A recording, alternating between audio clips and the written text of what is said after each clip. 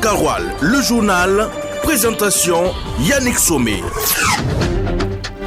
Nous sommes le mercredi 7 mai 2025 au sommet de ce journal. La loi immobilière expliquée aux acteurs municipaux de la cité de Sia. Un rêve brisé à Milan, une suprématie stoppée à si près du but. Inter Milan a été plus réaliste que FC Barcelone dans un match à plusieurs rebondissements. Voilà pour la une de ce journal de midi. Bonjour à tous et merci de nous suivre à chaque instant. Et ceci dit, en prélude à la deuxième édition du Salon international Synergie Sûreté, Défense et Sécurité 6DEF, prévu du 8 au 10 mai 2025, le comité d'organisation a animé une conférence de presse ce mardi 6 mai 2025 à Ouagadougou afin de dévoiler les grandes articulations de l'événement. Le thème retenu cette année est Défense, Sécurité et Protection civile. Enjeux et approche innovante pour des territoires pacifiés et prospères. Des détails avec Fatma Tatikou. Selon Yacinthe Zouré, président du comité permanent du Salon international Synergie Sûreté, Défense et Sécurité 6DEF, plus d'une dizaine de pays comme les États-Unis, la Chine, la Turquie, le Mali, le Niger, l'Afrique du Sud seront présents. L'État burkinabé a aussi invité des délégations officielles. Cette deuxième édition sera marquée par des expositions, des démonstrations militaires en plein air, une opération de don de sang, une opération spéciale de délivrance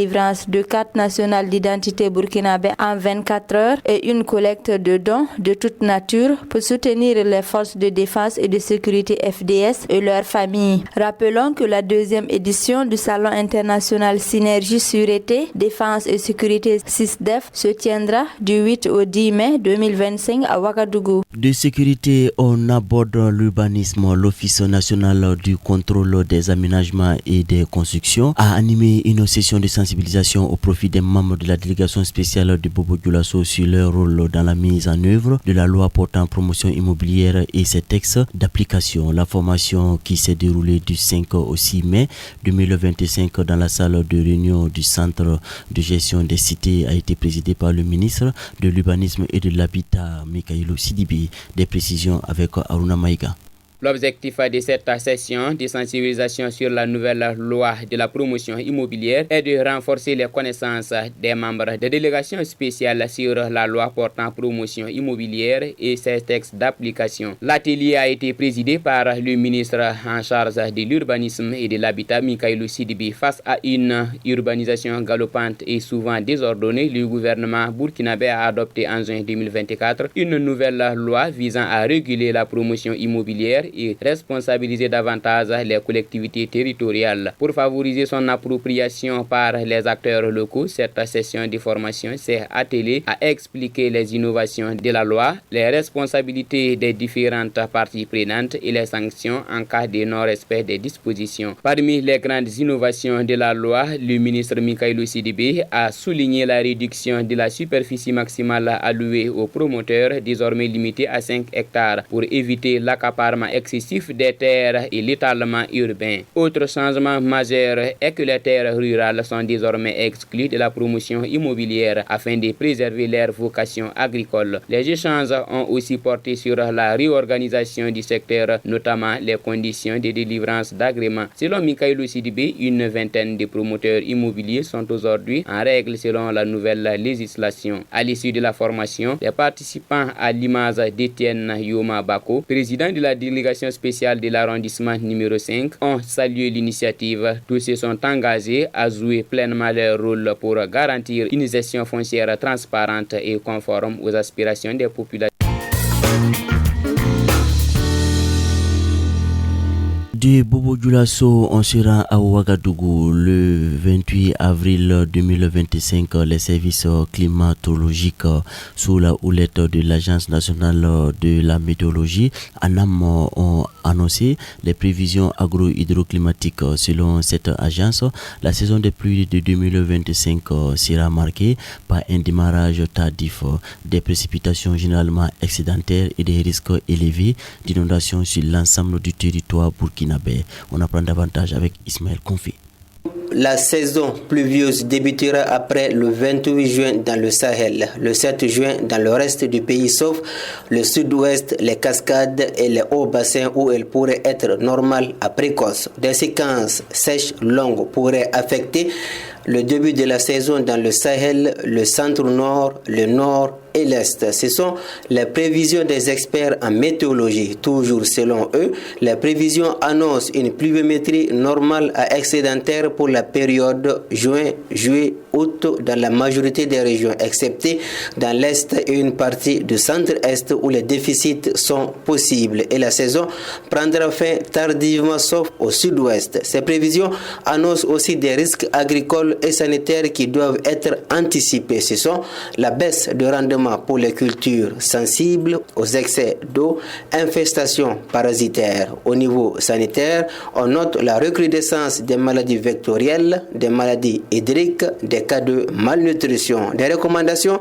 ont été formulées aux agriculteurs ne s'aimer qu'après 2 pluies significatives espacées de moins de 14 jours, renforcer le système de drainage, opter pour des variétés résistantes à la sécheresse et aux inondations. Au niveau sanitaire, prévenir les risques sanitaires et renforcer la surveillance des maladies vectorielles. Sans transition et à Douri, nous faisons un retour sur l'une des activités de la semaine de reconnaissance de l'élève ou de l'étudiant envers l'enseignant. Le lycée provincial de Douri a abrité le mardi dernier un panel dans le cadre de cette semaine organisée par la direction régionale en charge de l'enseignement secondaire du Sahel. L'activité a mobilisé un large public composé de l'ensemble du monde éducatif, élèves, enseignants, encadreurs et aussi partenaires scolaires. Le compte rendu avec Aruna Maïga.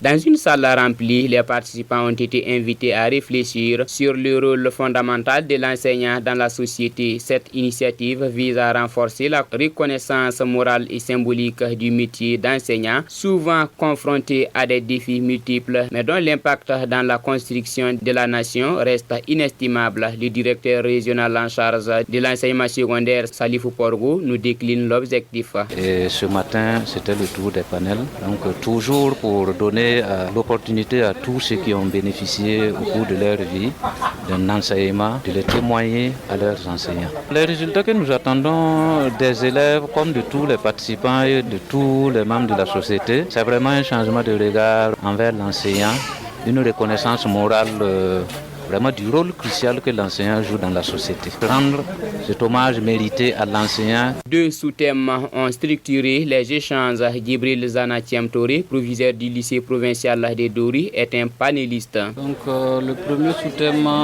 fait le lien entre l'enseignant en tant que bâtisseur. Le travail qu'il fait est à reconnaître à sa juste valeur parce qu'il éveille les consciences, il façonne les esprits. Et le deuxième, c'est mettre l'accent sur les questions de réforme du système éducatif avec les innovations. L'usage éthique des nouvelles technologies de l'information et de la communication était un autre point développé. Djibril Zana Thiamtori. On a invité les participants à utiliser utilement les nouvelles technologies de l'information et pour se former, pour orienter des recherches et pour pouvoir mieux se cultiver. Et d'éviter d'utiliser ça à des fins vraiment en déphasage avec les règlements de la société. L'événement a permis aux élèves d'exprimer leur gratitude à l'endroit de ceux qui les accompagnent au quotidien dans leur apprentissage, comme Wensongri Abigail Tontoni Maïga. Je retiens en tout cas que l'élève doit une grande reconnaissance envers son enseignant, puisque nous voyons que les enseignants vraiment ils se sacrifient beaucoup pour les élèves, pour leur donner du savoir, pour leur transmettre une grande connaissance. Je prie en tout cas que le bon Dieu les fortifie dans leur métier et je prie que Dieu facilite en tout cas tout ce qui est comme difficulté, comme obstacle à leur métier. Notons que l'activité a mobilisé un large public composé d'élèves du secondaire des différents établissements, d'enseignants, d'acteurs du monde éducatif et les autorités de l'enseignement secondaire du Sahel. Foot, basket, handball, judo, cyclisme, le sport. Et on termine ce midi info par un mot de football. Pas de finale pour FC Barcelone cette année qui a été pourtant époustouflant mardi soir à Milan devant l'Inter. Au terme d'un match de 120 minutes largement dominé par les Blaugrana à 71% de possession de balle, Inter remporte malgré tout la demi-finale par 4-3.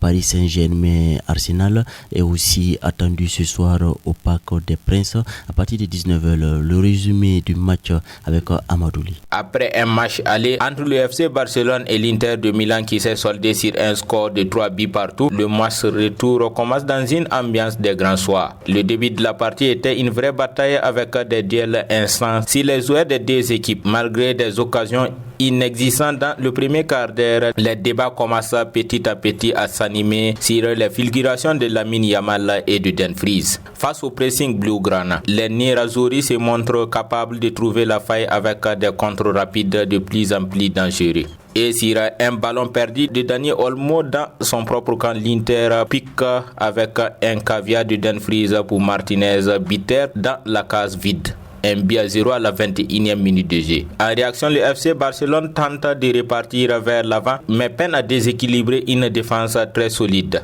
Par la suite, les Italiens donnent encore des frissons aux Espagnols sur une tentative de Mkhitaryan et de Çalhanoğlu qui ne trouvent pas le cadre. Et juste avant la pause, Koubarsi se met à la faute avec un tacle sur Martinez dans la surface de réparation et l'arbitre, après l'intervention de la VAR, désigne le point de pénalty. Devant Chesney, Çalhanoğlu fait le break d'une frappe sur la gauche. 2-0 à la 45e minute. Domi, le Barça s'installe immédiatement dans le cas adverse au retour des vestiaires. Et très rapidement, le club catalan relance le suspense avec un centre de Martin repris par Garcia, auteur d'une volée pour retrouver la lucarne de sommet. 2-1 à la 54e minute. Dans la folie, Garcia était tout proche de s'offrir un doublé sur un caviar de Martin, mais Sommer sort le grand jeu devant sa case. Mais décidément, en fait, Martin délivre un nouveau ballon de but sur un superbe centre au second poteau pour l'égalisation d'Olmo. DD à la 60e minute. Asphyxiés, les Milanais étaient sur un fil et frôlaient la correctionnelle avec un penalty transformé par la VAR en coup franc pour quelques centimètres après une faute de Mkhitaryan sur Lamine Yamal. À la 88e minute de jeu, Rafinha donne l'avantage au FC Barcelone en 2 temps. C'est le 3-2 après une tentative sur le poteau de Lamine Yamal. Acerbi profite d'un centre de Dumfries pour arracher la prolongation à la 90e minute plus 3-3. Sur cette période supplémentaire, les deux équipes émoussées sur le plan physique donnent le sentiment d'avoir du mal à accélérer. Mais après un gros travail de Marcus Thuram, Fartesi profite d'une remise de Taremi pour donner l'avantage aux siens. D'une frappe au second poteau, 4-3 à la 99e minute. Le public milanais explose. Sonné, le FC Barcelone semble cette fois incapable d'une folle remontée. Les Catalans étaient trop imprécis pour sonner la révolte avec un immense care et surtout des arrêts décisifs de sommet sur Lamine Yamal. L'Inter valide son billet pour la finale de la Ligue des Champions en attendant son prochain adversaire en finale ce soir entre le PSG de Luis Enrique et les Guinness d'Arsenal. Radio Karoual, le journal, présentation Yannick Sommet.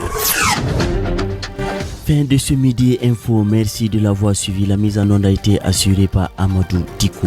Merci à toute l'équipe de la rédaction. Méditons avec ceci. Pose des acteurs qui permettront à ta conscience de bien dormir la nuit venue. Bonne méditation et bon appétit à chacun.